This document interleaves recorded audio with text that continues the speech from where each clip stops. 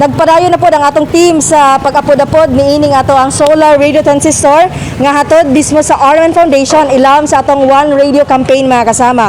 Karon kauban na nato ang usa sa mga napili sa Aron Foundation nga beneficiary nga mudawat sa atong solar radio transistor. Ato na siyang ila-ilahon. Maayong buntag, ma'am. May buntag po, ma'am. Yes, complete name po. Ako di ay si Joneth Alterado, nagpuyo sa Purukono, Camanze Toril. So karon ma'am, amo nang i-turn over sa imuhang early Christmas gift no regalo sa Aron Foundation sa imuha ug sa imong pamilya dawata ang ato ang solar radio transistor. Ma'am, ngano nagkinahanglan man gyud mo gradyo? Nagkinanan ko og radyo, ma'am, dito sa mga katungod kay medyo bukid-bukid po dito sa mua.